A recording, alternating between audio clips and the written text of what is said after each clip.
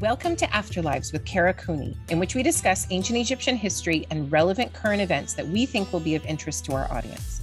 I am Kara Cooney, and I'm a professor of Egyptology at UCLA. This podcast is separate from my teaching and research roles at UCLA. In recent years, I've become active in communicating with the general public about the history of ancient Egypt through lectures, interviews, social media, books, and guest appearances. This podcast is my opportunity to take the kinds of deep dives into history that are not always possible in academic formats.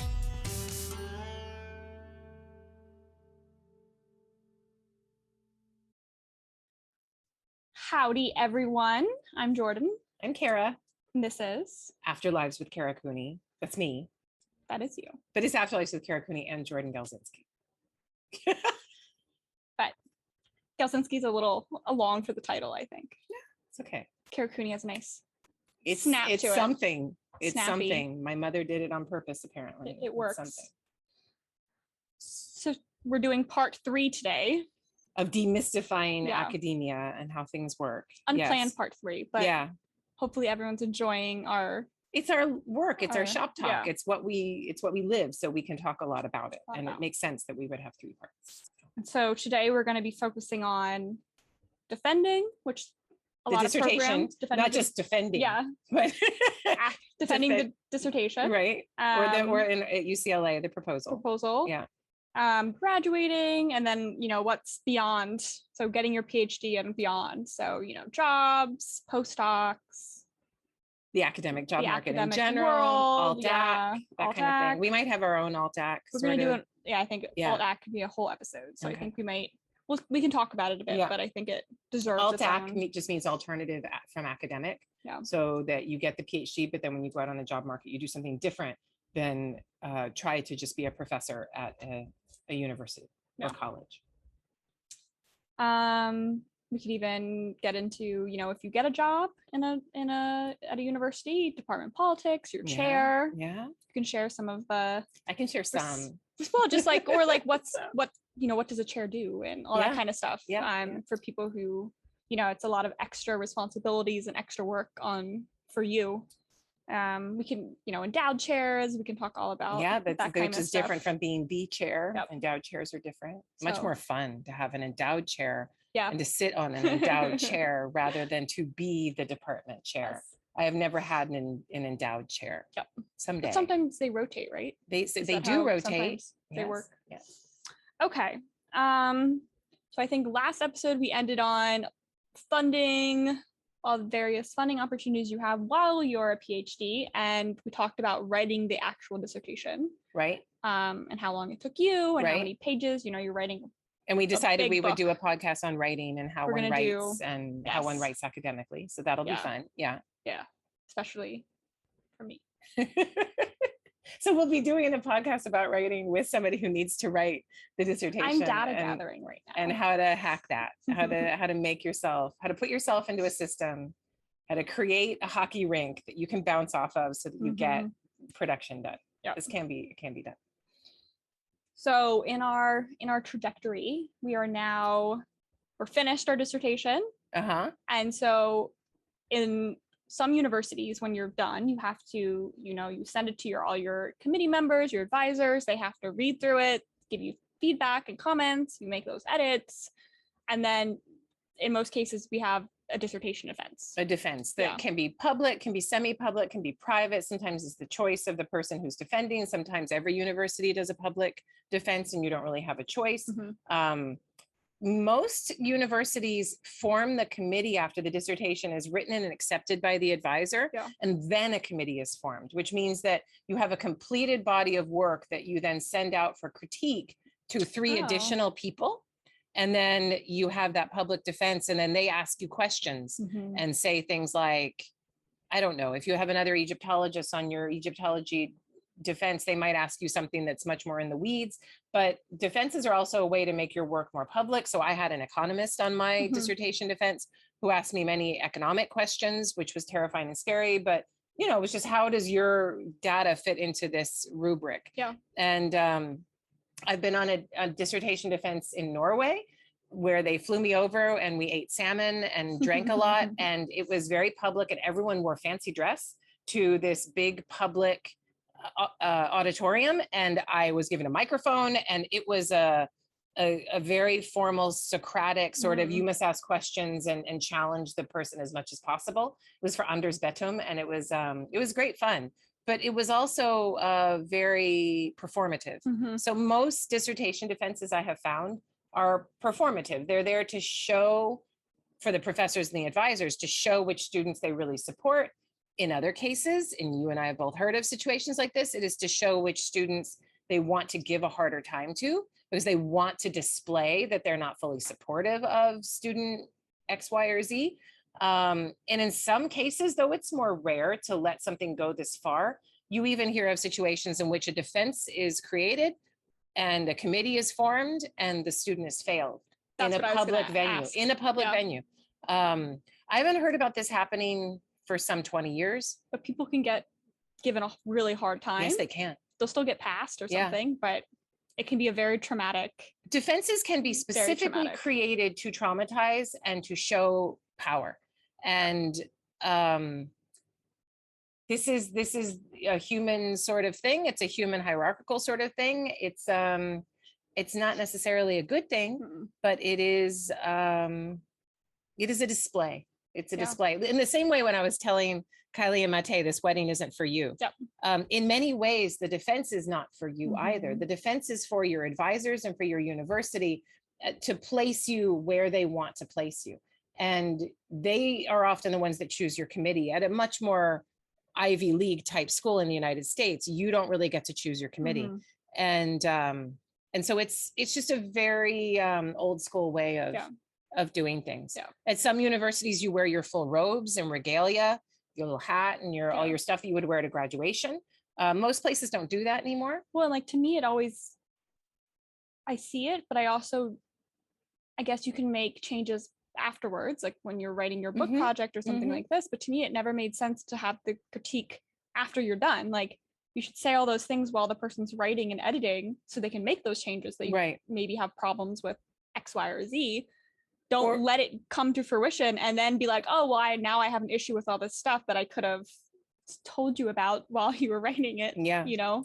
So to me, it seems it's in some ways it's the expectation that this will become a book.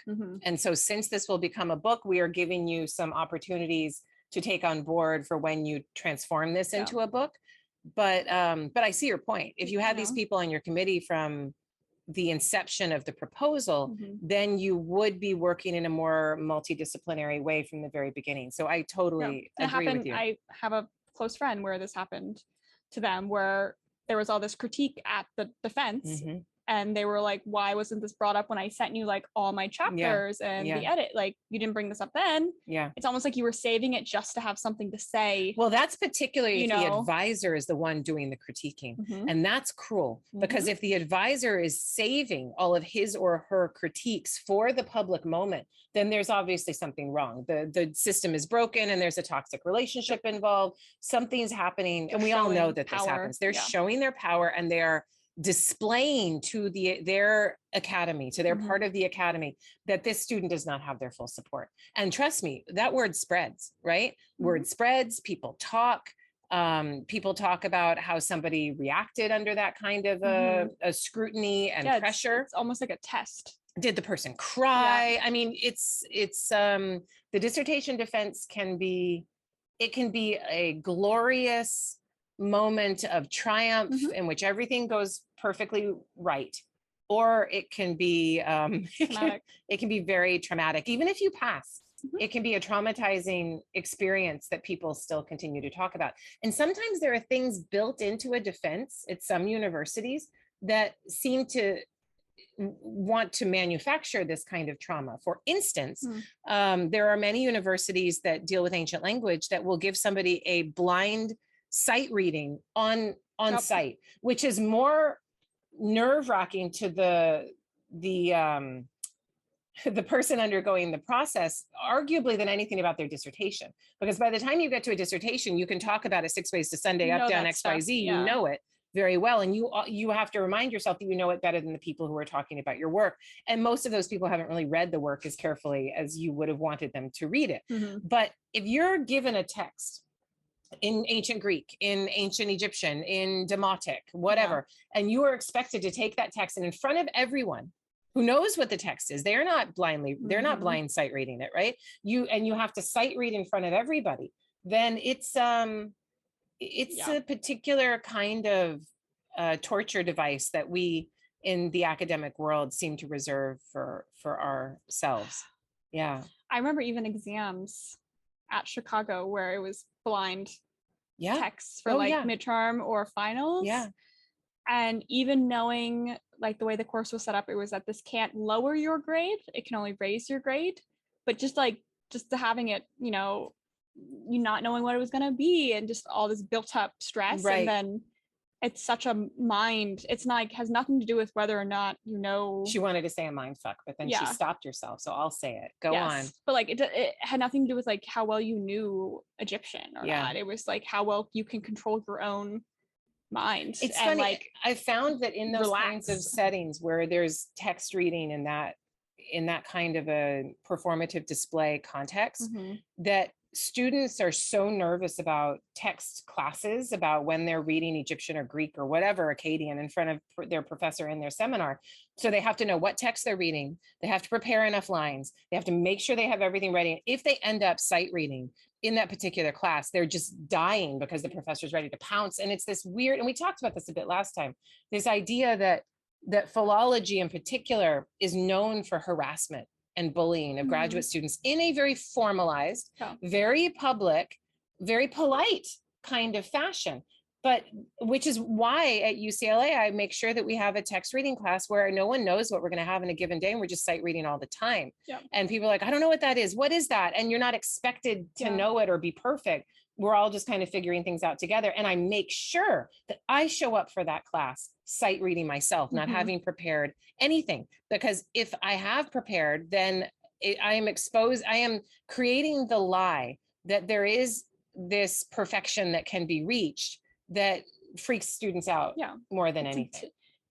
It's intimidating, and it's better when we're all on the same page. Oh, we all haven't prepped. We're all just going to go in and kind of sight read together and help each other. Except for the one person who's bringing the text in, and there are a magician who can help us figure out what's going on. But you take turns, so then it's kind of more equal. Yeah. But imagine you go into your defense, and it's in the seminar room that you've been meeting in for graduate seminars for years, or an auditorium even, or even an auditorium, and somebody hands you a text, and this is even before you're meant to answer all of the questions that are asked, and it's a very high stress environment. And the more that I look at it, the more I think it's meant to be. And I think it's these are things that and it's one of those change. Well, like I went through it and got through it, so like everyone else should too. It is hazing. It is just a formalized method of hazing.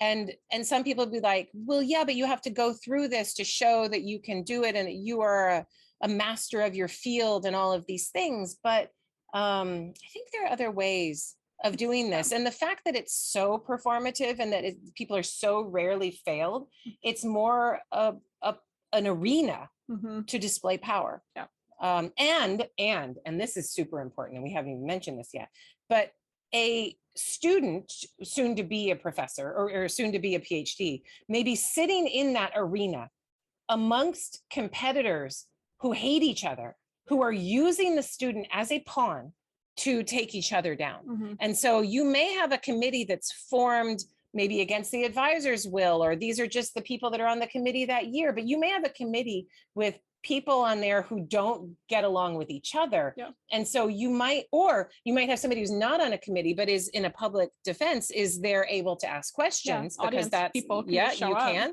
So you may have another professor show up and try to sabotage the student in order to sabotage their competitor. You end up being the punching bag. Yeah. They're trying to get to your advisor or something like this. Yeah. And you would think that these professors would be much too advanced and mature to not engage in things like this, but people are people, and to create these kinds of circumstances, they can easily be abused. So if you have a defense coming up and you're worried about these kinds of things, then I would try to take as much control of this situation as you can. If you don't want to have a public defense, don't have a public defense. If you have a choice and you don't need to do that, then don't do that. A lot of people want the public defense because they can invite friends and supporters and family to be there, and that's something that they want. I didn't want people in my defense. Johns Hopkins in Baltimore didn't have a tradition of having public defenses. So me saying, no, I don't want that wasn't like, oh, Kara, you need to be doing this, because there are expectations and such. So I just, it was a small group, and I madly took notes and tried to use it as a workshop for publication of the book. Yeah. I think that's the positive way of using it. Yeah.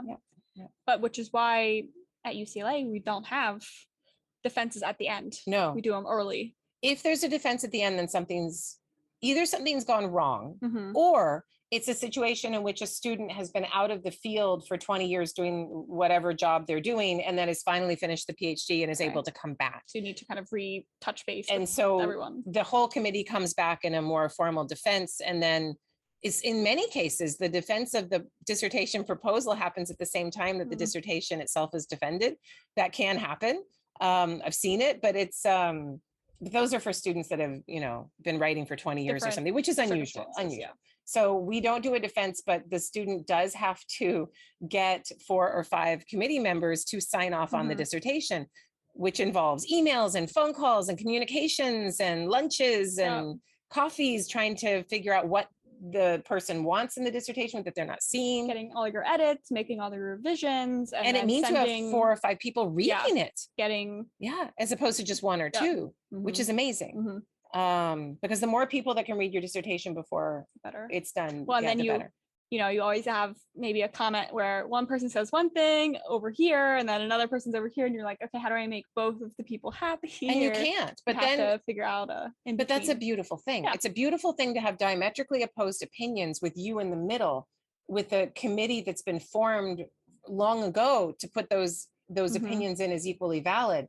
Because what it does is it empowers the dissertation writer to be the stronger, to decide, I'm going to go kind of with that. I don't like this, or I don't like either of what you were saying. I'm going to do something a little bit in the middle.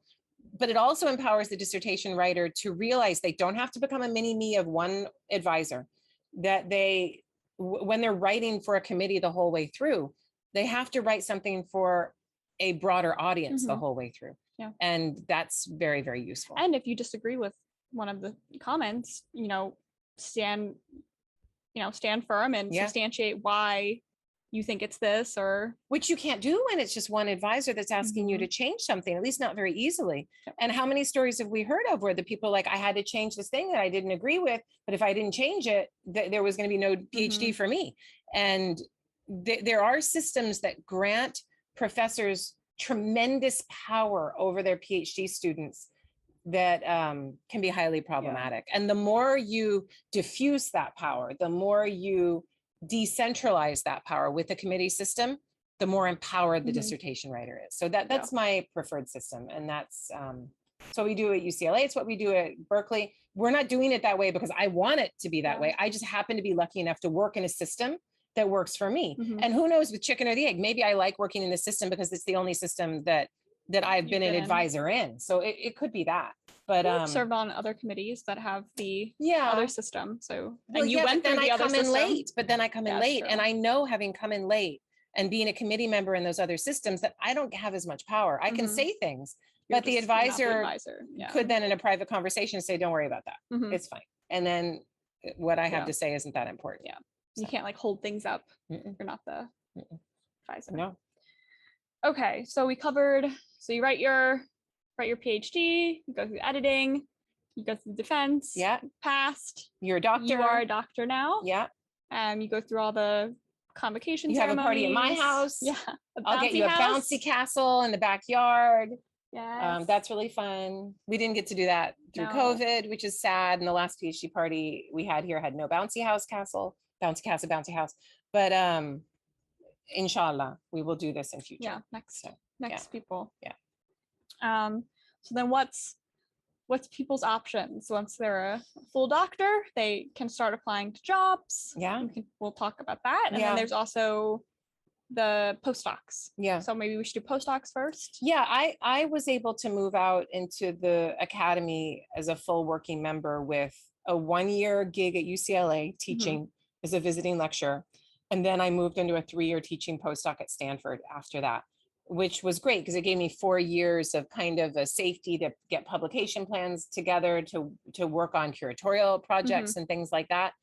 The problem is that many of those teaching postdocs have been axed in favor of more adjunct teaching. So maybe explain what adjuncting is and why we all hate it. Yeah, so adjuncting is essentially the contract work of the academic world. And it means that instead of hiring somebody as tenure track or full-time, depending on what your university does, with all of the benefits for retirement and health and dental and all of these things that you would have to provide, childcare, time off, sick leave, all of these things, you say, okay, we're not going to worry about that. We're going to have some of those full-time faculty, but most of our faculty we're going to teach by course. So you set up a contract in which somebody comes in and they teach a course for anywhere from $2,000 to $10,000 per course.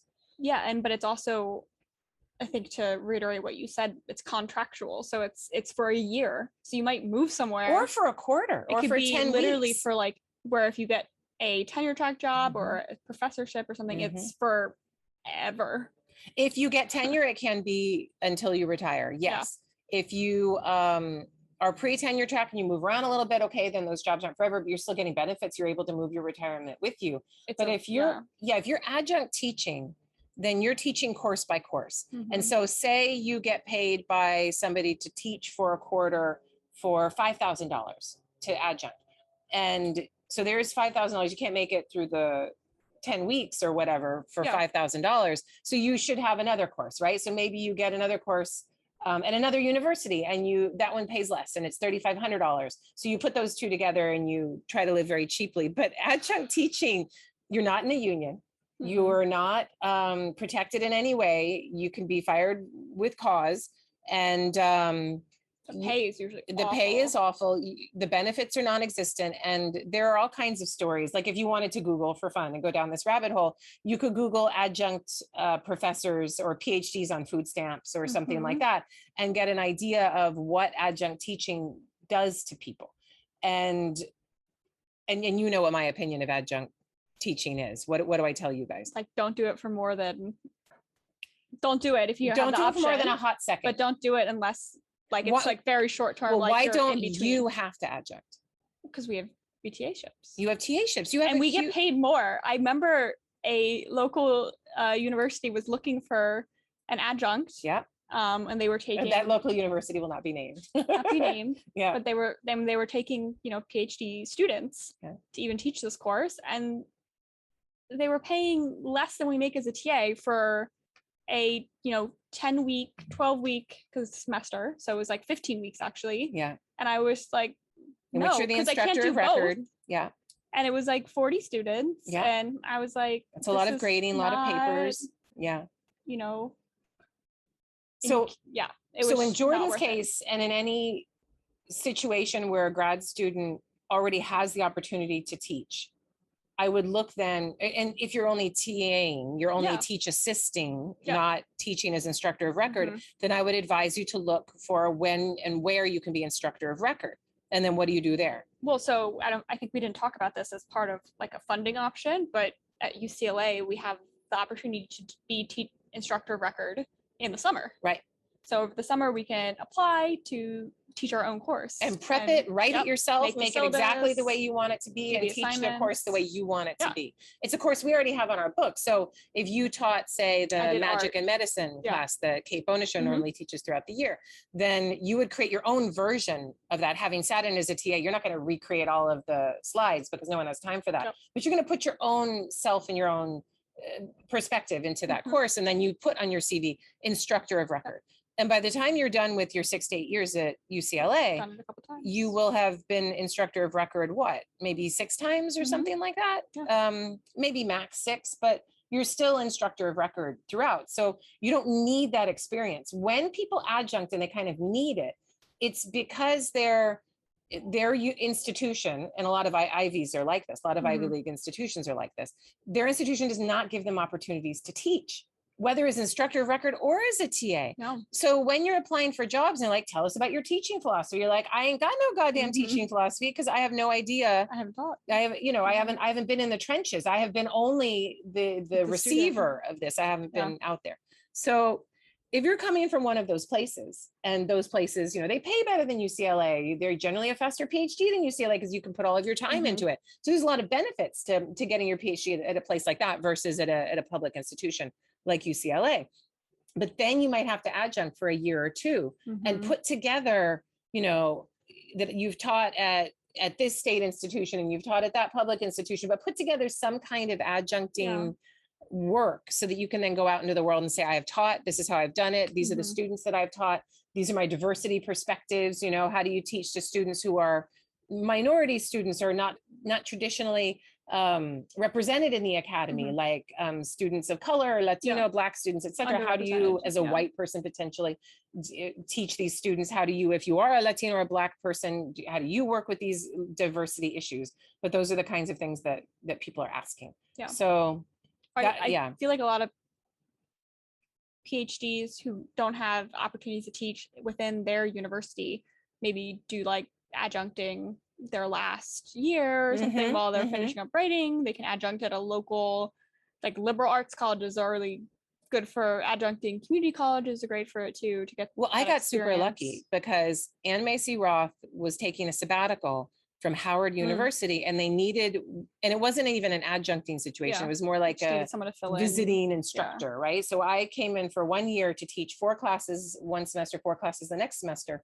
And I got a trial by fire, a whole lot of teaching experience, creating my own courses from scratch for the first time and figuring out how to fill an hour and 20 minutes of time, how to do all the grading. Over summer is hard. Yeah, it's hard. It's 2-3 hours. Yeah.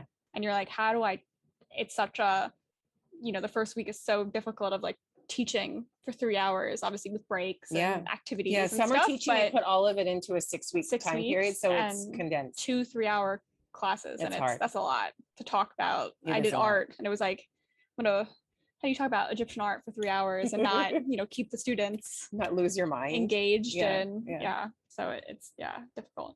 Well, okay, so within our department, we've had, PhDs come in who are like, I guess, visiting where they have like a 1 or 2 year type of contract. Does that fall under adjunct or is that a different type of category? Well, like who? Give me. Well, like when Dr. Torche was here or like Jonathan. Right.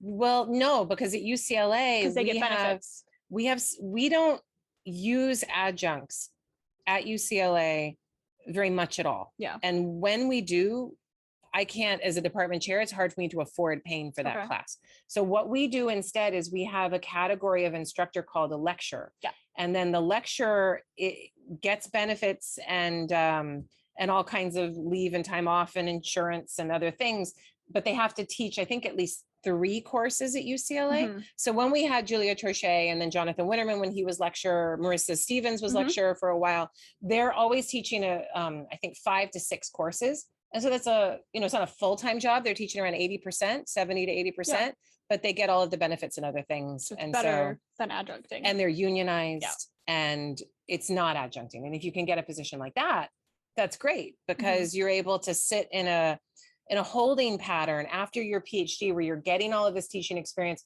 hopefully publishing articles and other things in addition, working on your book. And that's an ideal place to be when you finish that PhD so that you can build up the CV before the big attack for the tenure track jobs. Yep. Okay, so we did kind of adjunct and all that. Postdocs. Oh yeah. So the postdoc thing is a problem. Yeah. So there are, and I think it's different in the States versus Europe. Yes. I find postdocs in Europe are much more common. They're state supported and there's a system in which they understand that junior academics need to have employment. And so there's more interest in creating opportunities that are 2 or 3 year postdocs that are at different universities or that you can apply for and then take to a university of your choice. Like I have a Marie Curie postdoc coming to UCLA this October, and that's great. So she was in Italy. Now she's going to be with us for the so she second got the half. kind of funding source, Yes. and then she can go to work with whoever like works with her project best. And here there are such federal state postdocs, but they're very rare. I mean, like you could apply for an NSF NEH type thing, but those kinds of things are tough. What people generally do is they'll apply to the Michigan Society of Fellows, the Harvard Society of Fellows, Princeton, whatever, Stanford Humanities Center, UC Irvine Humanities Center. Those are great, but for each position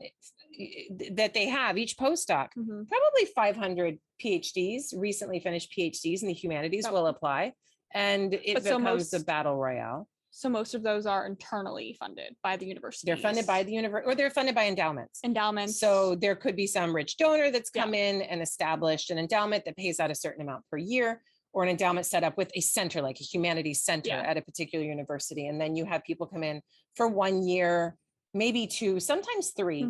The more prestigious ones are 3 to 4 years. So the UC has like its president's postdoc is that's a big popular one, right? And this is what Dr. Solange Ashby just won. And the president's postdoc is 1 year, a second year renewable option, and it's anywhere within the UCs when you have a mentor or sponsor, but you can also take it to other places. So I think Penn State is now a part of it. Oh, there's a whole list. I should remember the list, but I don't. You guys can look it up under President's Postdoc.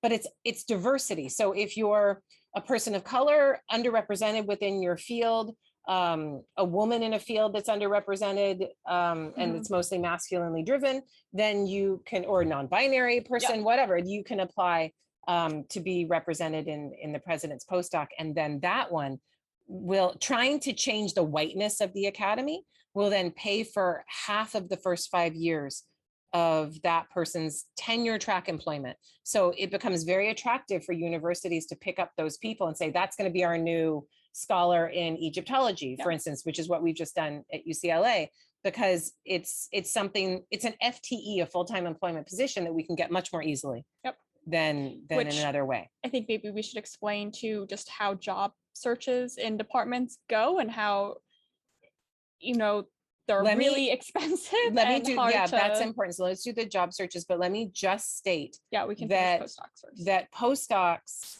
there used to be a whole lot of teaching postdocs because places like Stanford, which is where my teaching postdoc was, wanted to make sure they had the best ratio of PhDs to students, because that ratio goes into their US News and World Report, whatever, and puts them on the top 10 list. And you know, Stanford's always there vying for one of the top 4 spots. And so when they were going to make their undergraduates do a humanities requirement course, they would make sure it was even TA'd. I was like a glorified TA. Wow. It was TA'd by a PhD, so that their PhD to student ratio was insane, right? Stanford and many other places, and these are the you know, self funded private institutions, have gotten rid of a lot of these humanities requirements and are like, whatever you want to do, students, it's fine. You don't have to do this writing course. You don't have to do this humanities course. And students are just able to do whatever they want. And so that program that I was a part of, the Introduction to Humanities, is now no more. And that happened to many different institutions, right? My friend, her first year post finishing, she did one of those at Chicago, where it was kind of like an intro to the humanities, where she was teaching like. What happened to that one? They got rid of it too? So what was cool is that at Chicago, they kind of, you applied, but it was very much, I think, not guaranteed, but you know, a pretty. If you were a Chicago student, if you applied, it was like, oh, we'll give you another year or 2 to kind of settle. And it'd be applying for jobs and stuff. So it gave her some wiggle room to then, she now has a tenure track job and all this good stuff. That's great. It was like she was teaching like Freud and stuff. And she's like, I taught Dostoevsky, modern Middle East studies. She does like women's studies and stuff. So she was like teaching like introduction to theory. You know, just like basic. I was in a Russian lit class. I'm like, what am I doing here? But it was about death. So I understood why I was there. It was all about death. I'm like, I can do this. There's something to be said for it, because I think it's good that they have opportunities for like newly recent graduates to. buy some time, but apparently it's a dying Well, thing. In the same way that when I was coming up, tenure track professors were probably 60% of the academy, and then adjuncts were 40. It has now become where adjuncting is probably 70 to 75%, maybe 80% of the instructors. Universities around the nation, this is the way it is in the United States, and only 20 to 25% are tenure track faculty, which puts an enormous burden on people like me in terms of doing the admin work, making sure that you're responsible to your students, who's going to chair the department, who's going to do all of the service. All of these things are highly problematic. But in the same way that has shifted as we have privatized and made our universities into capitalist machines, the same things happen to the postdoc, right? Yep. So the postdoc that used to support all of these newly minted PhDs to be in the trenches, to teach in those introductory GE classes, those have gone away. And much of the way, the mechanism that they have used is to drop the requirement entirely. Yeah. In the same way that people are like, oh, it's so hard to teach all these foreign languages, and these foreign languages classes, they cost so much because we have to pay all these lecturers who are unionized. What if we just got rid of the 1 to 2 year language requirement for a college degree, and you just don't need that anymore? And so you get rid of that requirement, and then boom, all of these people are expendable, and you don't even need to hire them anymore, or you don't need that postdoc to have those PhDs come in and teach at a lower level that you cycle in and out. So that this privatization and capitalization of the academy is very keenly felt right now, particularly for the people who have just finished their PhDs or at their most vulnerable, and they can't get a goddamn job. I'm just like, you're saying that, and I'm just thinking about turnover and how that doesn't, if you're all just, if most of the department is adjuncts, on like very short-term contracts, things are being cycled through so quickly. There's no community being built. There's no relationships. If students, there's no loyalty to an institution or to a place. Exactly. A lot of adjuncts are teaching at 3 or 4 different places. They can't care. And they're being screwed over by all 3 or 4 of them. So it's hard. And what if you need a letter of rec and you're a student? And all of your instructors are adjuncts who have no loyalty to this institution, or like, I don't have time for letters of rec in addition to all that I'm doing. Or have only taught you once and then they're gone. Yeah. It's kind of like, do you know what I'm going to compare it to? I once got my legs lasered, hair laser removal at a place called, what the hell is it called? Did you get it off Groupon? Because that's what I did. I can't remember the name of the company. And I had been going to this other place where I had a relationship with the woman who was lasering my body of hair. And I knew her, and I was like, oh, hey, how are you? And I had this relationship. I went to this corporate place, and I realized that I saw a different person every single time I went there. And I was like, oh my God, this corporation has done this on purpose so that I can't build up a relationship with this person, so that they can't move to another salon and steal me, because stealing clients is a big deal in this world. So they make sure that they, and I asked, I was like, you'll follow. Yes, you'll follow somebody who hair laser removal can be painful. You want to go with the person who knows what they're doing, who does a better job, who knows the equipment better. Some of them are like, they don't know how to do it. And so I stopped going to this place because I'm like, they burn you. Oh my God. So anyway, when you find a good person, if they say, I'm moving to this other place, you're like, where are you going? I will follow you. And I was anthropologically quizzing the people who work there. And I'm like, oh, how does it work? How do I get to see you again? She's like, I don't know from a given day which location of this company I am going to be working at. So they tell me that morning, I check into the app, and then I go to this other place. So they're always keeping them on their toes so that nobody knows where they're going to be. They can't build up client relationships and they can't steal their clients. It's brilliantly done.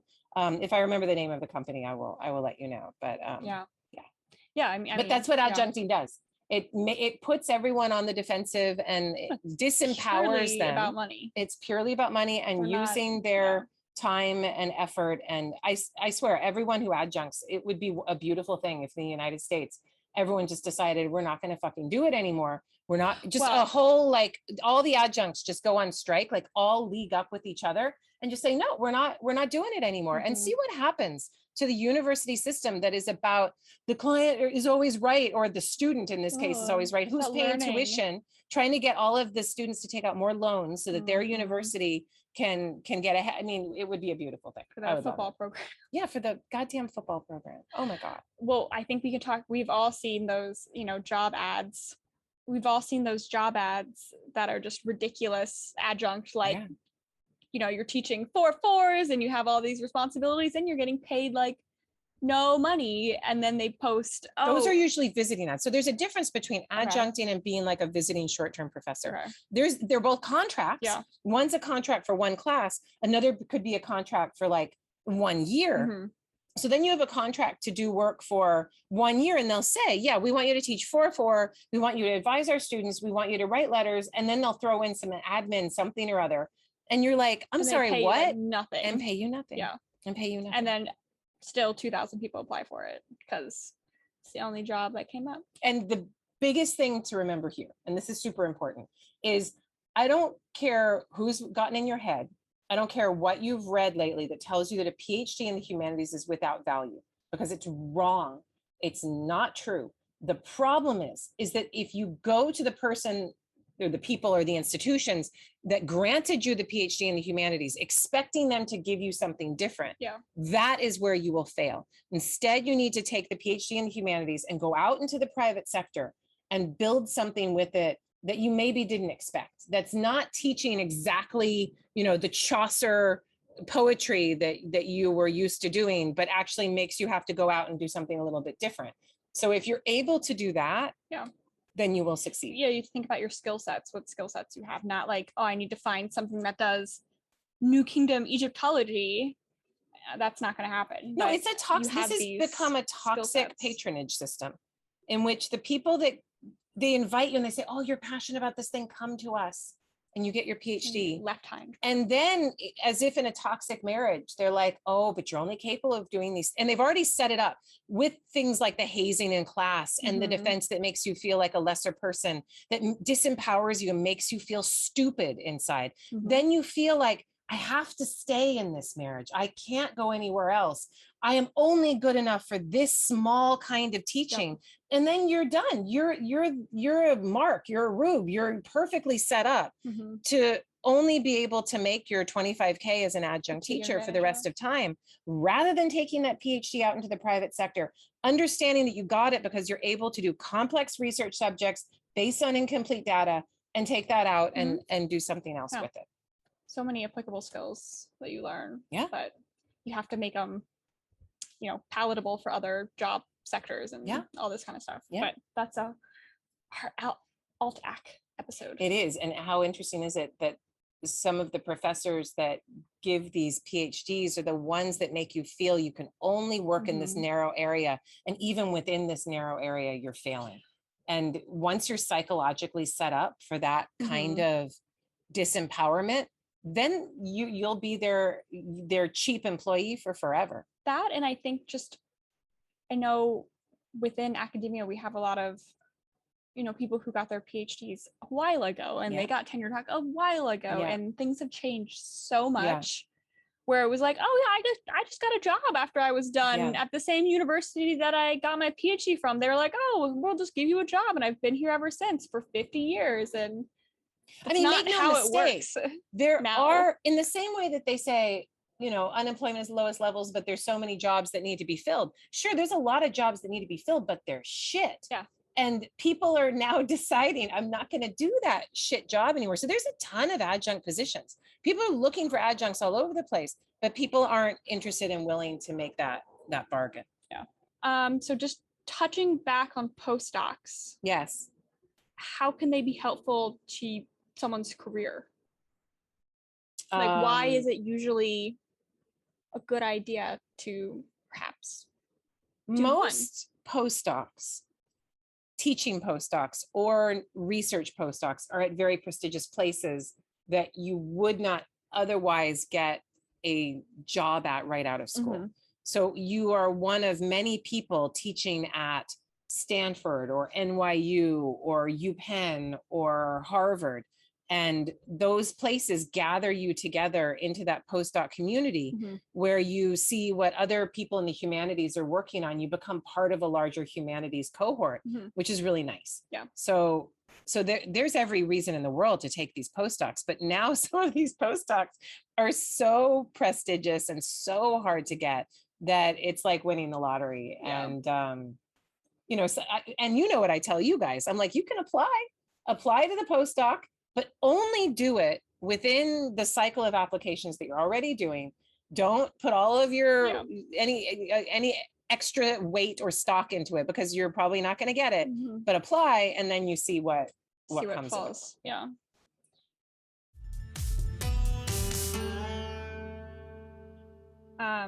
Is that tequila? I don't know. With limes? What's happening? Are we taking shots? Remy's setting up shots. You're asking about postdocs that are... Like, I'm thinking what Nadia has. Nadia has something through the Swiss government, and it's because it's government organized. 2 professors have applied, who work in Switzerland, have applied for this money. I think it's in partnership with Tel Aviv University, but that's a government grant. And so then the professors apply for it, say we need a postdoc to fund it, and then you can get that postdoc. In the United States, that actually can happen too. Like Elaine Sullivan worked with Villeke Ventrich on her Karnak architectural project, right? The digital Karnak.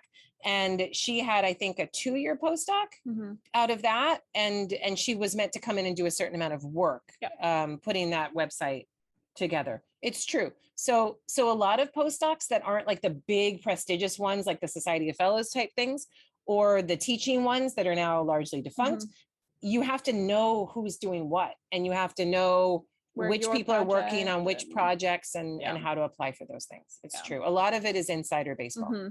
So they might already have an idea of who they maybe want. Who has exactly the skill sets that they want, because maybe they've trained them or worked with them in an excavation, and they might write that job posting specifically for that person. Okay. So I feel like we've covered postdocs. Yeah. So speaking on jobs, what's the process? I mean, I've just said that we're now to 20 to 25% tenure track jobs, right? So you know that this is a brutal reality. So when one applies to a tenure track job, maybe we should explain tenure first. Right. So different than adjuncting and what we just talked about, or like lectureships or things like this. Much more long-term. There's rounds, and it's a more intense process overall. So tenure is the inability of a university to easily fire you. And it's particularly set up to make sure that professors have the ability to be brave, to speak against the man, to be politically opinionated. Do we know where this, like, how old tenure? I don't, like, I should know more about this. Because it's such a weird, like, no Amber, other, please Wikipedia tenure. No other, does any other job field have this type of security? You know? Maybe being a priest?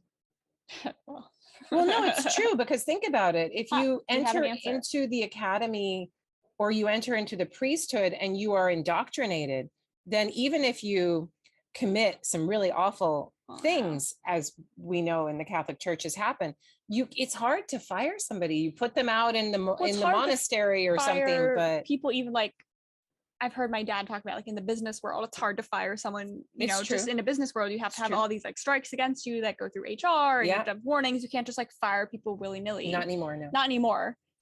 So I'm thinking this must date back when you could fire people very easily. But sorry for revealing our ignorance, and please, you can, I'm sure somebody is studying this would be like, you silly people, and then you can go to town in the comments.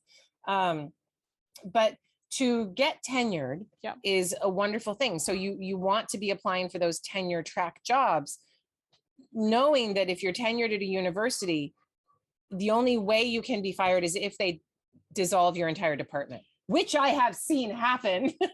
So if they decide at USC that they don't need a German department anymore, then it's gone. You could lose your job. Generally at places like that, however, they move the tenured people into other places. Like they'll put somebody in history, or put somebody, Anthro might, like Anthro could shut down and they put you in history. Which is what happened. I remember when I was at Temple. They were trying to dissolve women's studies, African American studies, all these studies, and just coalesce them all just into Anthro.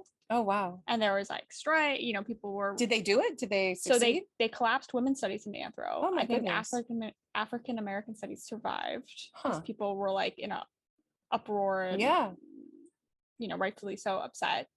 But they were trying to, cut some, in their mind, yeah. some extra. I mean, I'm not here to tell you that every department should be as it is. And here's an example. At UCLA, we and the faculty voted on this, but the faculty decided that there shouldn't be a Scandinavian department with 2 people in it, and a German department with 5 people in it, and French department with 9 people in it. And they put all of those together into a European languages and cultures department that I think is more powerful, more nimble, gives their professors more powerful. It's less decentralized. And so that's a useful thing in certain ways, but it's like when you have a whole, like women's studies had a full department, African American studies has a full department of professors, of staff and all this stuff that they were just trying to. And as we know, these things are political. These things are political. So sometimes people perceive certain fields of study as highly problematic, and they can receive the axe by a provost or chancellor. Well, when I was at Temple too, none of the professors wanted to be chair of the anthro department, so they hired like a business person to do it. Oh my goodness! So they brought someone in. It was just a mess. Yeah, I've heard of situations where the faculty cannot govern themselves, and they bring in outside faculty to deal with it. But yeah. But what was your question? Tenure track. So when you're tenure track, that means you don't have tenure yet, but you're in a job that allows you to apply for it at some point in the future. And this is important because there are certain universities out there, and we all in the academy know who they are. Most of them are Ivy League, which will bring somebody in as assistant professor and then rarely tenure those people. Which have been in the news. Yeah, and they're getting a lot of criticism for it, these Ivy League institutions that bring in people to work for 6 years and then don't give them tenure. Even after jumping through all of the hoops, publishing the 2 books, doing all of the things, and still not giving them tenure. And when you're denied tenure, you're done. Fired. You leave the university. That's it. It's the end of your job. If you don't get tenure, It's a really clever way of keeping a hierarchical upper class that is consistent of tenured people, many of whom you've brought in from the outside, and then keeping an underclass of constantly rotating and disempowered professors who cannot band together, who are so busy running on the wheel to get the cheese that they need to get the tenure that they're not going to get anyway, that people are loath to change the system. But if you get an assistant professorship at some of these Ivies, I've heard people say, oh, good luck in your 6-year postdoc, because they know that it's very unlikely to get tenure at some of these institutions. Well, and like major in the news, it's, Black people not getting the boards, not voting to give them tenure. Their department voted in favor, and then it went all the way up to the provost or chancellor, and they decide, nope, no tenure for you. And things can be very, very political as far as tenure is concerned. I can think of a couple cases which we can throw in the show notes for people to look into, but it's highly political in a lot of cases. And so you think, oh my God, I got this tenure track job, and getting the tenure track job is, and we'll talk about this. We should talk about this. It is an ordeal. But say you get that tenure track job, and then you've got to finish sometimes 2 books, maybe just 1. You have to have a whole shit ton of peer-reviewed articles. You have to have service. You have to have a significant teaching record. You have to put all of this package together, and you might not, there might be life experiences or health experiences that get in the way of you finishing things on time. Some people have mental health crises. Some people have to get divorced before they have tenure. Luckily my divorce came after. They're very inflexible, right? Yes. About like, this is your time to review. We don't care what you had to go through. They've now allowed people to start stopping the clock. Like if you have a baby, you get to stop your tenure clock for a year. There's all kinds of because I did have the baby before tenure, but I didn't stop my clock. But anyway, it's also, but then when you go up for tenure review, that's the time where if for some reason you're not liked, or you're too outspoken about something, that's their chance to be like, well, we don't care if you met all the requirements, we're going to now vote against you. And bye. And then that's it. And you have some recourse, but the way I've seen it is that there is more transparency and more systematic understanding of how tenure works at public and public facing institutions rather than private institutions where decisions can be made. And some public institutions behave like private institutions and are very hierarchical in how decisions are made. but it's at those, let me just say, it's at those institutions that have real faculty governance, that have an actual academic senate that makes the decisions for their institution. That is where tenure is more transparent. And it's, I'm not saying it's easier to get, but it's something, it's a system in which it's harder to be abused. You can check, you know, on these statistics. And where does one look? I don't know. I just know for people, friends of mine who are in tenure track jobs, they have, you know, percentage of people who've gotten tenure. Oh, yes. So you can see like I see what your likelihood is. Yeah. You know what I mean? You know what I compare it to in my mind, and we'll put this in the show notes, like what the percentages of tenure are different or at different institutions. But it reminds me of when you're pregnant and you're choosing a hospital and you want to look at the percentage of C-sections that have been performed at a particular hospital. So when I saw that Cedars-Sinai was like 45% C-section when I was going through this, I'm like, no way am I going to go to that hospital. Because it means so high. Almost half of the births at that time were being performed through C-sections, which is ridiculous. It means the least little problem, they're intervening too much medically, the least little problem, then they go in and they carve out the baby. And so I went to a UCLA hospital, which had a much lower rate. And then I had a midwife, which gave me an even lower rate. So that even though I was the first natural breech in 16 years at UCLA, I still had the regular non-C-section birth. But anyway, so you want to, you know, but here's the thing, I can choose a hospital if I have good insurance, but if you don't have good insurance, you don't get to choose shit. And if you've managed to get a tenure track job and it's not exactly the job that you want, but it's the only one you've been offered, then you kind of, you're like, oh, well, I guess I have to take it. And this is the way it has to be. Okay, we're jumping the gun. We should start with getting the tenure track job first. Yes. So you're applying for jobs. Well, let's pretend there's lots of jobs. You're applying. Usually in those applications, it's, you know, a statement of purpose, your teaching portfolio, letters of rec. Your statement of purpose is generally in your own cover letter. Yeah. So your cover letter for some jobs needs to be 2 pages. My cover letter for UCLA was 3 full pages. You want to put all of the, if that's all they're asking for is a cover letter and they don't have a separate teaching statement, you got to put all of that into the one letter. And I did. And so it was a 3-page letter, but I talked about my research and my book, all the articles I had written. I talked about my service, what I had done at Stanford, what I had done at the Getty. And I talked about my teaching, what courses I had developed, and that I was an amazing teacher, capable of communicating in this way or that way, whatever. And your future research endeavors. Yes, you want to set yourself up as a tenurable candidate in that letter. So you say, this is the research that I've done. This is what I've published. This is my 5-year plan and what I will publish next. And this is to give everyone who's reading this letter an idea of how tenurable you are. Yes. So you do all that. So let's pretend UCLA is hiring a new Egyptologist. Yes. You have a bunch of applications. Yeah. People do send you all this information. Then what happens? So the information they send you will be like cover letter, maybe a teaching statement. We ask for a diversity statement in addition. A lot of, I think, universities are doing that now. And letters of rec. So your letters are like, then you'll ask. Do you read people's dissertations? Yes. Yeah. So if you get to a medium list stage where you've got like 10 people listed. So you narrow the list. You narrow it down. So let's say for an Egyptology job, you're not going to get too many applications, but let's say you get like 100. Yeah.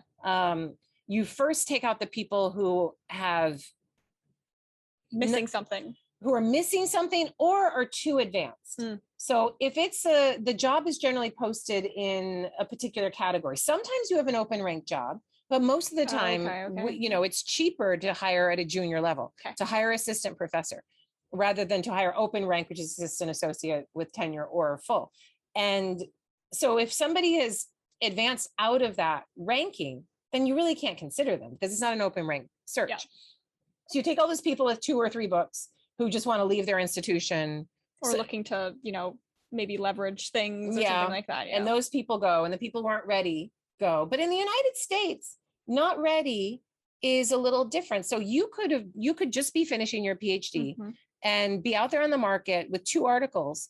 And if it's a junior level search, you could easily be hired. It's completely possible. So you can be hired right out of the gate with the understanding that you have the potentiality to produce all kinds of work. If you fit like if you fit exactly what they need, and if your something. dissertation kicks ass, Yeah. then you've got it.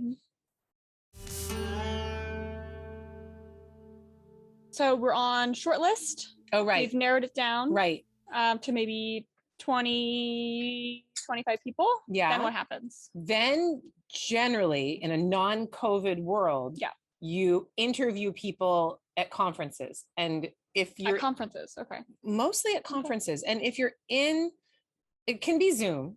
And we were doing Zoom before, but now, you know, now that we're post-COVID, oh my goodness. Being handed tequila. It's like, as we talk about the most stressful parts of the academic world, the tequila and the lime. Oh my God, what is that? It's salt? Salt. Oh, you scared me. What do I do with it? I just have to, can I do that? Yeah. I do that. I'm just gonna. You can do it together. Oh, thank you. Or you can do one style like that. Okay, ready? Ready.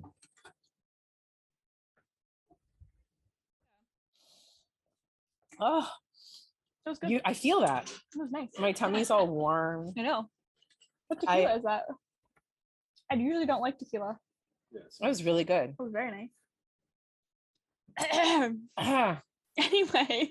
Well, this is really stressful. So, you know, how many shortlists was I on? I'm trying to think. We're on the 20 person interviewing at conferences. Oh, right. So conference interviews are horrible because they could be like in a side lounge. They could be in a hotel room. Like, oh, you're giving a paper at a conference and then you also have a job interview. And people come to see your paper and then they kind of talk to you after. Sometimes it can be an informal kind of thing. They're all sent, and the committee sends people out to different papers. They're like, I'll get the Smith paper, you get the Galzinski paper or whatever. And then they check out different people, which is why when you're on the market, you want to be presenting at conferences as much as possible. So then if you get past the medium list and you get to the short list, and this is why it takes a year to get a job, a tenure track job in the academy, and it's insane. And one has to plan out their life and not depend on these things. It's awful. It's awful. It's a horrible system. This is why I want to talk about failed horrible system searches too. Oh, we'll get it's there. Such a. It's awful. Yeah. So then say you got 4 candidates, and in Europe they do it all in one day, which is really crazy. And they all meet each other, and then you like go to the pub after. I have done this, but that here sounds a little nicer. Kind of, and it's done fast, and you know. I feel like it's so. No, here it's like months of months, and they come. Each person gets 2 days, and they have their interview with the committee. They give their job talk. This is the short list of 4 people. They do their job talk where they present for 45, 50 minutes, sometimes an hour, and then there's questions after that. And it's like a hyper grilling sort of thing. And this is when us as graduate students should come and ask questions. Yeah. And then you guys ask us for our opinions on, you know, who we liked and then, you know, you have lunches with them and lots of schmoozing. You have to decide what to wear if you're the candidate. Do you go for the black pantsuit? Do you wear something a little more interesting? What do you do with your hair? How much makeup? Only things women. I think if you're a man who's so much easier binary and wears earrings, but then it's, you know, it can be interesting, but it can be easier to be a man in these situations but anyway. Well, I think more that you don't get judged for what you wear. Yeah. No, woman, I was judged. So here's my worst too story. Casual, too sexy. So too I this, was too on that. a short list. Earrings are too big. At a local university in Los Angeles that will remain unnamed, but you can try to figure it out. They go by 3 letters. I know exactly. And so, and I wore a black. I was going to adjunct that. That what? Is it the same one I was going to adjunct? I don't think so. There's multiple different 3 letters. Different 3 letters. More prestigious than the 3 letters that you were going to adjunct that. And I wore a black pantsuit and a red. It was sleeveless, like a sweater, like an Ann Taylor sweater that went up to here and then to here. Yeah. And I did my interview and it was red. And I remember I took off my jacket to teach the class, right? And you have arms. I have arms, but apparently when I was pointing to things, it may have lifted and you may have seen some skin. But what got back to me through my advisor at Johns Hopkins was that I had done the whole interview wearing a midriff bearing shirt, which is now all the rage, and that I was showing my belly the entire time. And my advisor was horrified. And she's like, they're saying that you exposed your belly the entire interview. And I'm like, oh my God, Betsy, what do you think? That I would ever do that? Yeah. Who would ever do that in an Yeah. interview situation? Knowingly. That this is the time that you're going to just show all your hotness off. And I was hot then.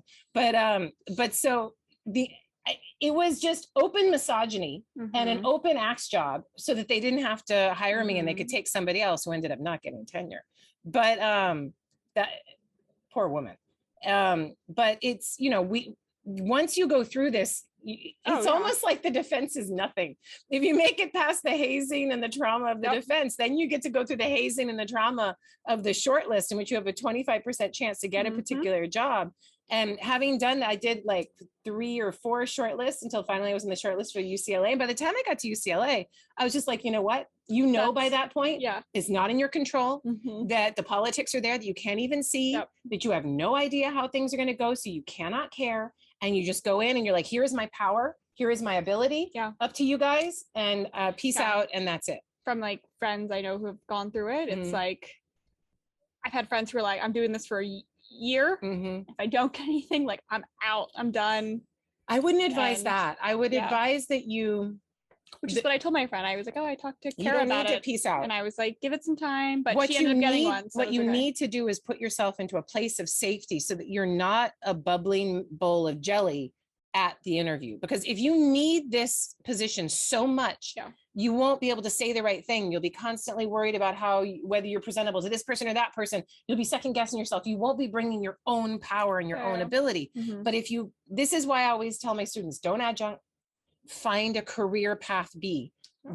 If you can't get a tenure track position right out of the gate, fine. Get a high quality administrative position at a university or an NGO or something that's grant writing, something tangentially related, where you have benefits and you are safe.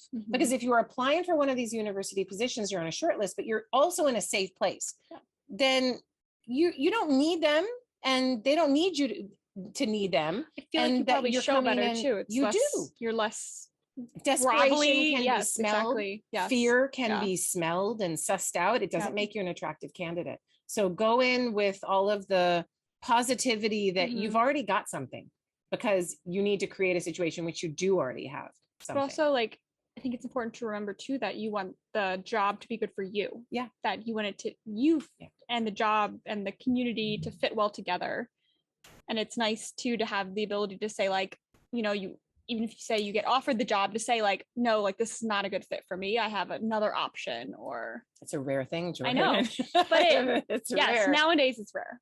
Which is, you know, it's nice. Which is part of which is the game, right? That because this is such a scarce commodity, people will do almost anything to get this commodity, and that sets up all kinds of problems. In terms of how much of one's life one is willing to give to this profession. And if you have family and kids and not having kids, even though you wanted them, not living with your partner because they have a job someplace else and you need to be in this place. Well, that's what I always think about for Jeff and I. It's like 2 academics in the house. It's like at some point you'll probably be separated. Yeah, and I wouldn't do it for longer than a couple of years. There's no point. And then you figure out where your priorities are, and the way that I wouldn't say that you stop applying for things after a year. I would say that you only apply for things that work with your life after a certain amount of time. So when I applied to UCLA, I had given up applying for all of those jobs in other places. I was only applying in this metropolitan area. I knew I needed and wanted to be here. Luckily, I'm in a place in which there are jobs, there are things. So, and I was working at the Getty at that time, and I had a full-time position at the Getty. So if I hadn't gotten UCLA, it wouldn't have been the end of the world. I would still have that position at the Getty. But so, you know, I was coming in from a place of power, but I did not get that tenure track opportunity in a place that fit me for 7 years after I got the PhD. That is not uncommon in this world. And it's, now all of these things that I'm saying, I am hoping, and I'm crossing everything right now, that we are hitting the rock bottom in what our university higher education system is affording to its PhDs. But I don't know that that's the case.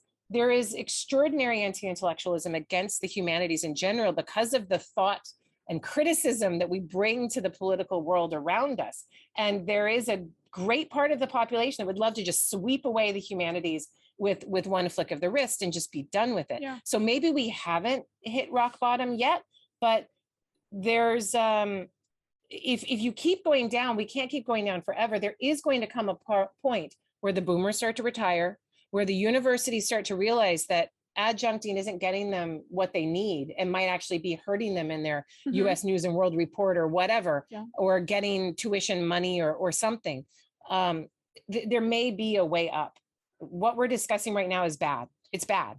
And that's why, but I'm not going to tell you it's not. I'm not going to tell any of the students who are studying with me that it's not, because you guys must know that you're going to have to fuck over this academy at some point to protect yourself and build your own power. And then maybe if they offer you something, you might deign to go back to it, but you take from it when it gives. If they're not giving, you need to walk away. Yeah. You need to walk away. Yeah. You need to know the point to call it. It's not worth it. To like put yourself through, like not get paid for your work and to do all that kind of stuff. Nothing is that precious. No. Nothing. No, it's a job. And if you haven't been taught to do anything else, then you better learn something now. So but I think at UCLA, we always have our side gigs. Well, because you can do a side gig where you're being digital humanities. You can do a side gig that's involving pedagogy. You can do a side gig that involves counseling. That's what Eric did, right? So you can do all kinds of side gigs. So then you're really marketable in other things beyond strict academia. If you don't have that and you're in a PhD program now, you might want to look into that. At your university, what do they have? Like what so kind many of training programs, certificate programs, even like writing, like we have a writing certificate, and it's and they're actually having a job fair where they're UCLA Shanghai is looking to hire a bunch of people, like post graduates, looking to hire a bunch of PhDs. And you do the writing certificate. We all know how to write as PhDs, so it's a good option. And you spend 1 or 2 or 3 years in Shanghai, and then see what goes from there. But the other thing that's haunting about this question, or all of these questions, is movement. You have to be willing to pick up and move and go here for 2 years and there for 3 years. It's kind of like being a little military brat for a while. Like going to bases. And very monk-like. We keep going back to this priestly monkish existence, but that's why it's always hard when you are dating or in a relationship with someone who's also in academia. It's like you both have to. And I've seen people say, I'm not going to apply for things that, I'm settled with this partner, I'm staying with this partner, and I want this life, and I'm not going to apply for anything outside of this metropolitan area.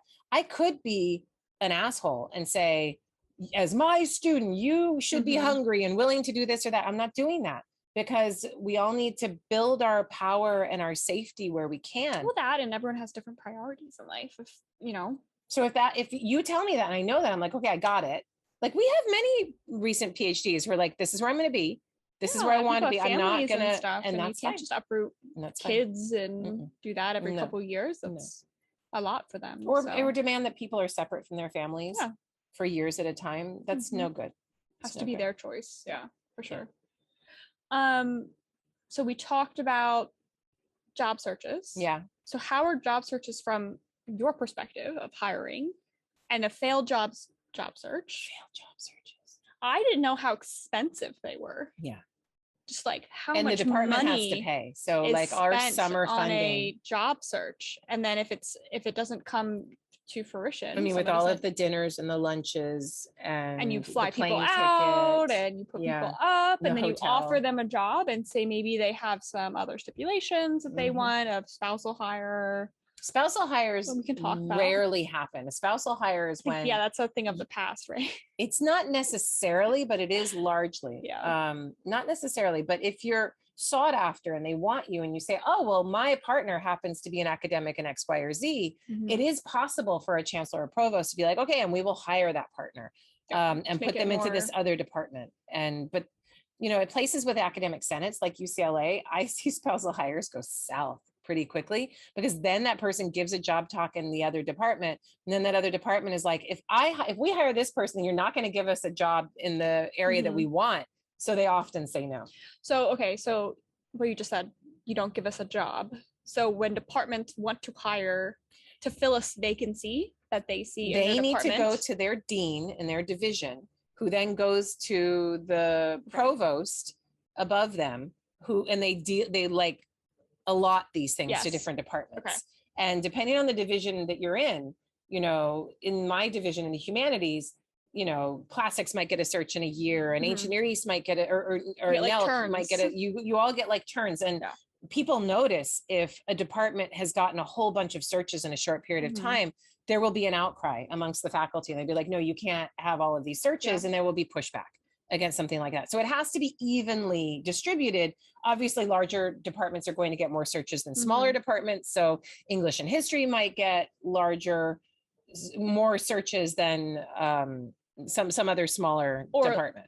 Would you get a search more quickly if you had someone like a major gap needs to be filled? You would think so, but that's not always the case. And unfortunately, if a major gap needs to be filled and it can't be filled immediately, at UCLA, you might bring in a lecturer. At another place, you might bring in some adjuncts and fill that gap that way. And of course, this is the way that since I started, when it was like 60% tenured faculty going down to 20% now, it's every time somebody retires, the powers that be, whoever they are, decide we don't have the money for this. We're not going to fill this FTE. We're going to hire an adjunct. We're not going to fill that position, and we're going to use this money for this other thing instead.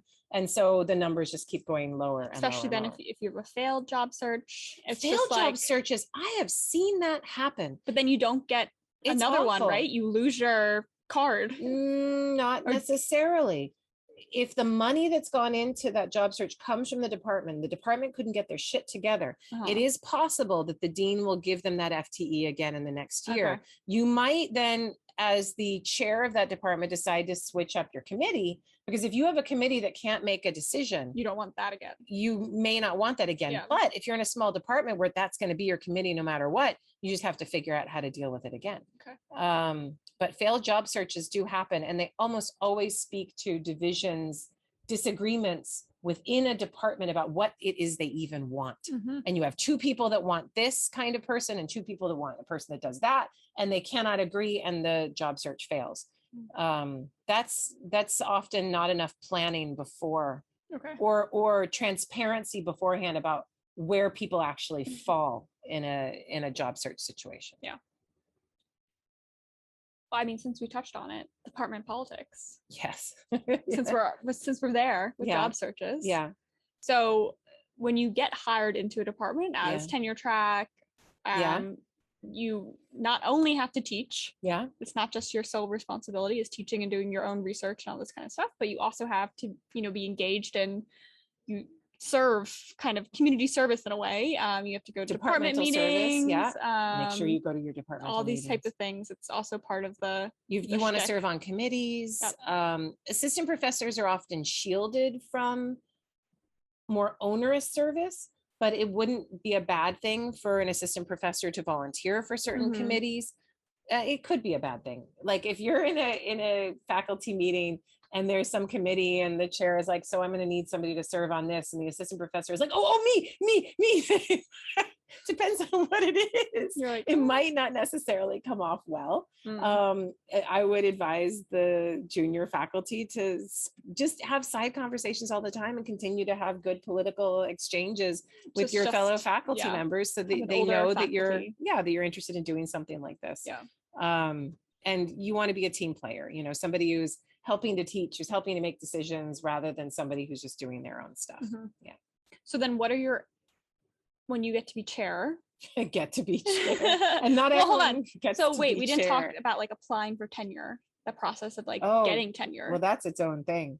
So when you've been there for a couple of years, you usually have to write a book or a series of articles, and you apply. I mean, it depends. Tenure at different institutions. If you're at a teaching institution, then, let's take some institutions with 3 letters in the city of Los Angeles. So if you're at LMU, Loyola Marymount University in Playa Vista, you don't need a book.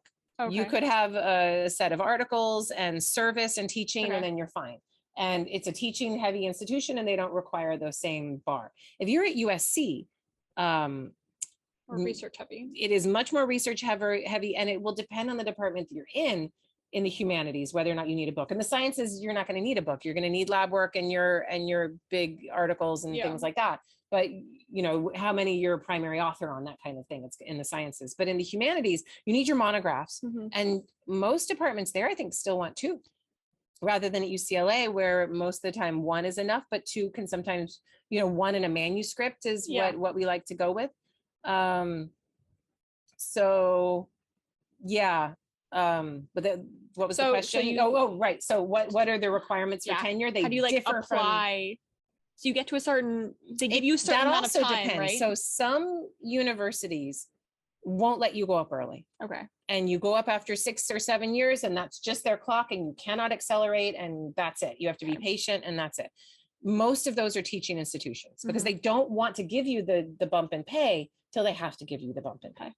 Other institutions, particularly R1, Research 1, the highest level of institutions, tell you can go up for tenure whenever you have it, because they want to keep you. They want to lock you in. They're in a much more competitive space in terms of keeping their professors happy, because they might jump ship and go someplace else. They might get poached. So if you have what you need for tenure, if you're 1 or 2 books, or your book and a manuscript, and all of your peer-reviewed articles, and your service and your teaching and your diversity, you have that package, then you sit down with your chair and you say, I have all of these things, and what do you think my plan should be? And you come up with a plan. Well, let's do your 4th year review in this year. Like we can even skip around the 4th year review to not your 4th year, to something that's earlier than your 4th year. So if you come in more advanced and you have what you need for that kind of 4th year review, we'll bump it up to your 2nd year. And then we'll put you up for tenure the year after that, or 2 years after that. So it's good to have a plan with your mentor and chair about how you're going to run it. Yeah. So then you apply, and then there's a review board, and most universities have like panels where you as the assistant professor go in, and you have a panel of different, like, you have lunch, and they'll give you like the squab, and you have like, you know, and you have your little thing, you're like trying to fight the squab as everyone's asking questions about, well, my department, or this or that. And they try to tell you what the system is like and what to prepare for. Some places are much more transparent. Some places are much more opaque and like to keep it opaque. And you'll know where you've landed by what you hear other people saying. And so the department will also do like a review of you, but then goes. Yes. And your tenure review. So you have an ad hoc committee, a committee that's formed just to discuss and write a report on your tenure case.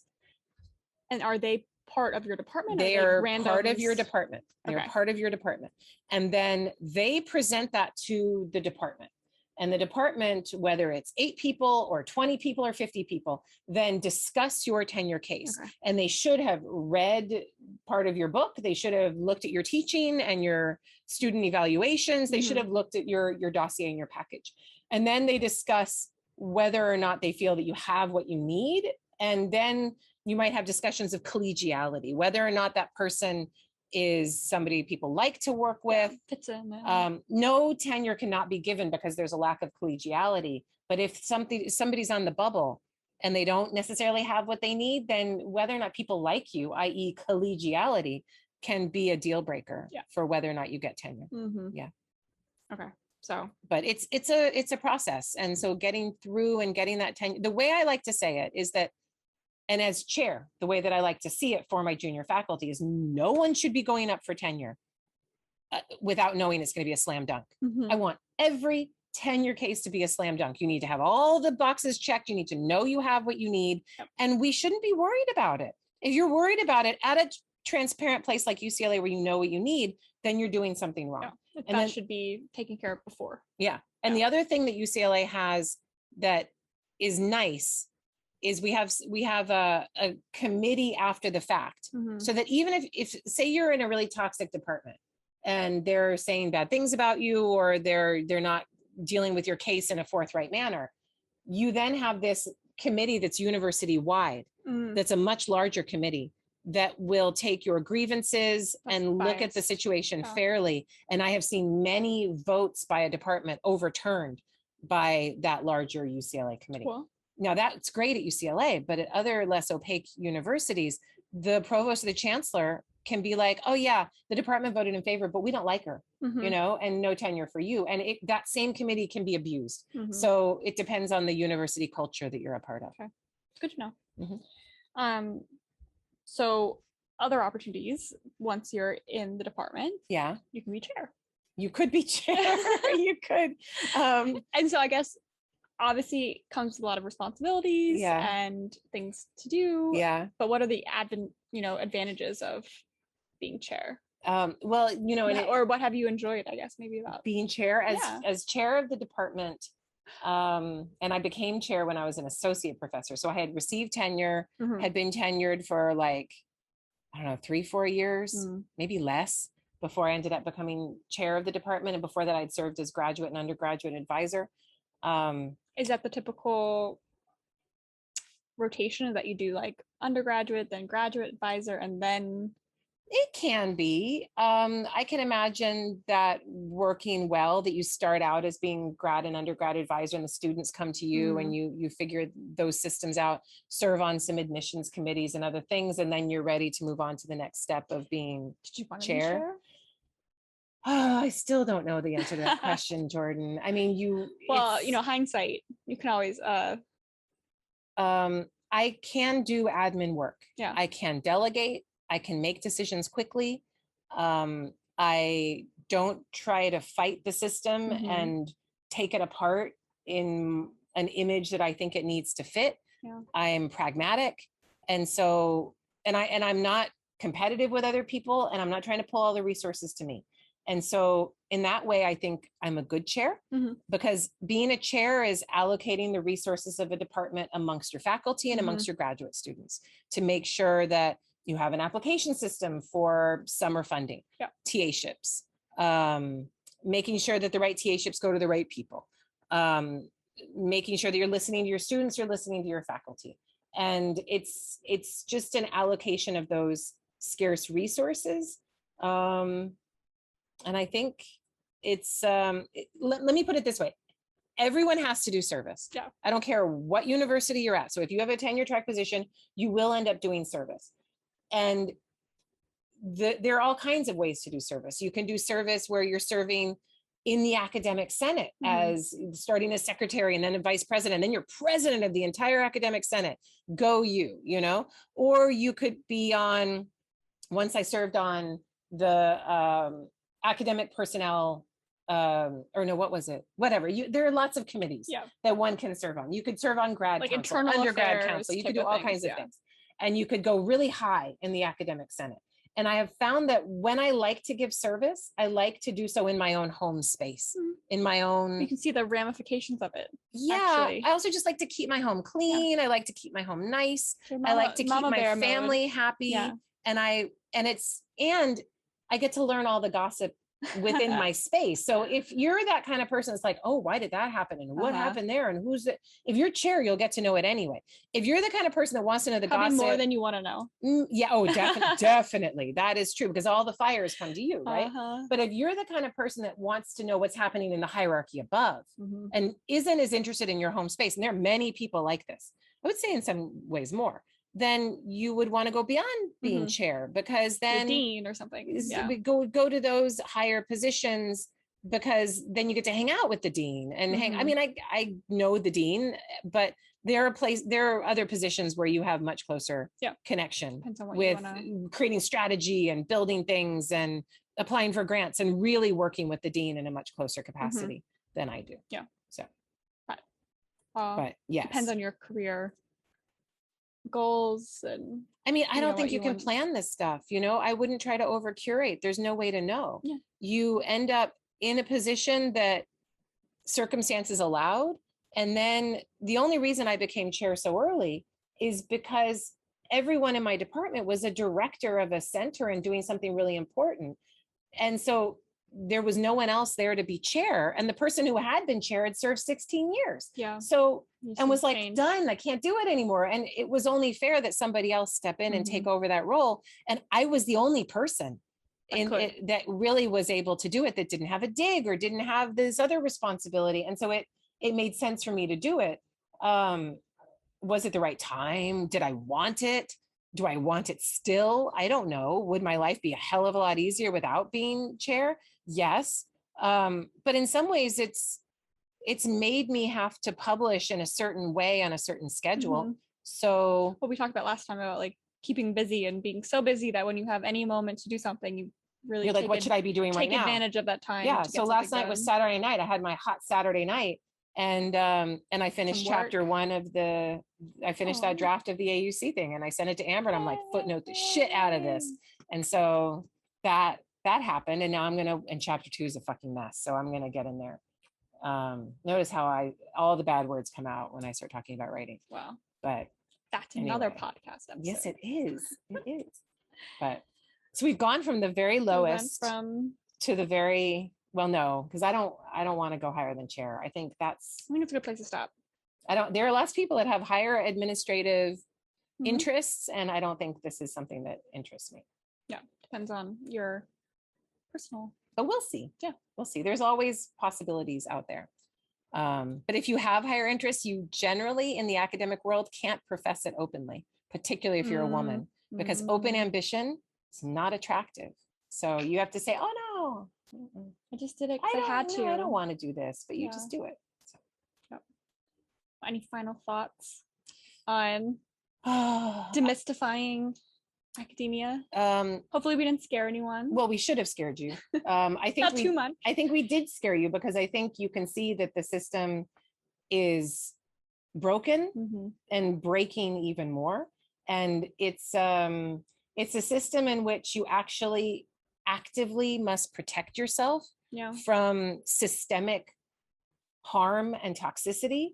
And I'm not saying this because I'm saying this because I've lived it and because it's real. And I'm also not telling you shouldn't go to it if you feel called, because it can be fucking amazing. Yeah. So what you're able to do in an academic system and the kind of research you're able to do that I'm able to do, the kinds of contact and discussions we're able to have, and the passion that we can bring to our work and to our teaching is amazing. All of that being said, you've got to protect yourself about the toxicity that's out there. So it's kind of like, you want to start dating and you're really interested in a certain kind of guy, but you have to make sure on the first date that you tell people where you're going and make sure it's a public place, because he could be like an axe murderer. It's exactly, something you love can also hurt you very much, because you might allow yourself to be more open to trauma or traumatic experiences because you love it so much. You've hit the nail on the head, because that's what's been abused. It's people's passion and love for their subjects that has been used to toxically almost enslave them to a particular capitalist way of getting as much work and service and labor because you love it out of it, because you love it. Yeah. So you need to have some distance from that and go into it because you love it, but not let it completely destroy you. Yeah. It's not the end all be all. No. There's always other things. There are. And there are other ways always do it on the side. You can always do it on the side with another job, but there's other ways of bringing this passionate interest to your work through a different lens, a different way. Yeah. The last bit of advice. Yeah. That's good. Good. Yeah. I think we'll end it here for the final part of Demystifying Academia. Thank you all for listening. I hope you enjoyed. Where can we follow? And you can find me on Facebook. You can find me on Twitter. Kara Cooney, just Google those things and you'll find me. And my Squarespace page is active and running and has information about the book. You can sign up for the newsletter there. Anything else? No, I think we're good. Okay. See you guys next time. Bye, guys. Thank you.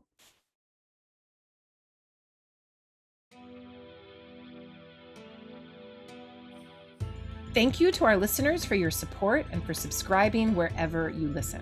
If you enjoyed the show, please leave a 5-star review and help raise our profile and let others know about it.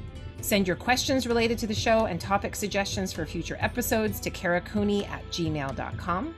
You can find the video version of the show on my YouTube page, and full show notes will be posted in the podcast section of my website, karacooney.squarespace.com. And for that, thank you, Amber Myers-Wells. There you'll also find info on my books, upcoming lectures, and you can subscribe to my newsletter. You can find me on Facebook at Kara Cooney Egyptologist and on Twitter and Instagram at Kara Cooney. See you next time on Afterlives with Kara Cooney.